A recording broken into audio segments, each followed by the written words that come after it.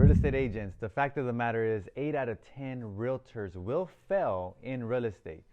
This series focuses on what it takes to be a successful real estate agent. Welcome to episode 4 on how to become a successful agent. I'm Walter Lepe, CEO of Lepe Temo Properties, top 1% agent in San Diego County. So today we're going to be going over the personality traits of a successful agent. So what I did for this episode, I just really sat down and I started thinking about all the successful real estate agents that I know and personality traits that they may have in common. So I came up with a few. So the first one is hardworking.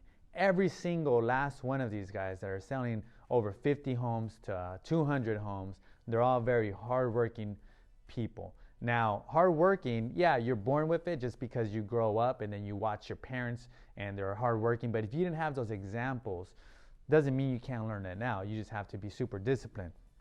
Now, most agents think that they could come into the office a few hours a day, or let's say even 40 hours a week, right? Full work week, and be successful. Those 40 hours, 9 to 5, they're gonna cover your basic expenses, your mortgage, your food, your kids, your family, going out.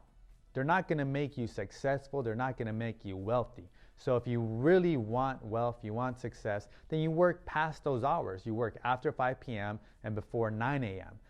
When I was writing this for this episode, it was 11:44 p.m. last night. Right now it's about 7:30 in the morning. So you have to really give it your all and work above the 40 hours per week. Hardworking, number one. Number two is a routine. Most real estate agents that I know that are successful, well, all of them, they all have a routine, right?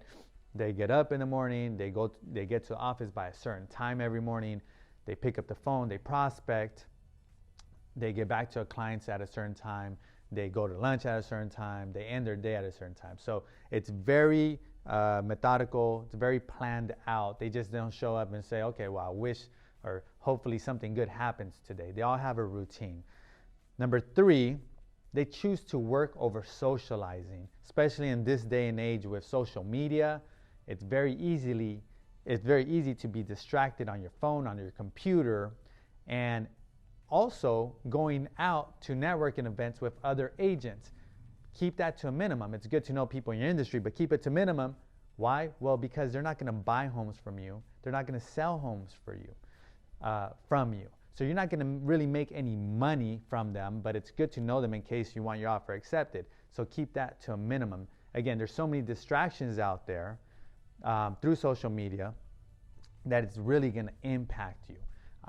15 years ago when I first started real estate at Century 21 office, distractions were minimal, right? You had your desk, you would show up and you would just work. And yeah, there's a water cooler, people would hang out there and just kick it. But I think more agents did more deals back then because there's less distractions. So again, you got to choose work over socializing, number three.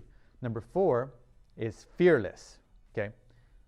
Whether they have fear or not, I'm not sure, but these top agents don't show fear, right? So they're not afraid of rejection. They're not afraid of picking up the phone and calling prospects, door knocking and getting rejected and hearing no's. They just don't show the fear. Now, from personal experience, let me tell you, I do have fear when I go out and prospect, okay? That moment before you knock on the door or pick up the phone and call, there's always a little tinge of fear. Guess what? I don't show it, right? And after that first one, second one, then it's over. I don't really feel it anymore. So again, these guys are fearless.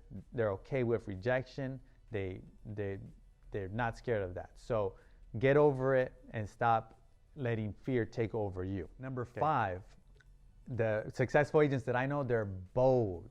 Okay, they ask for the business. They're not timid. They go after what they want. Where most agents sit down for an hour, chop it up about selling their home, and then they don't ask for the business. They just go, okay, well, give me a call if you want to buy or sell.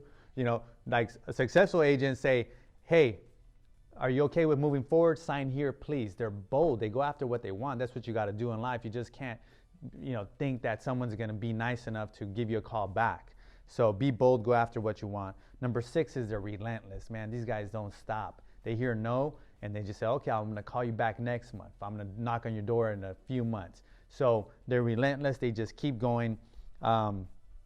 Sometimes they do lose money because they're so relentless, where they just keep sending mail packages to the same person, hoping that they're going to say yes, or they continue this online platform just because they're like, okay, sooner or later we're going to be able to convince some people to sell or buy with us.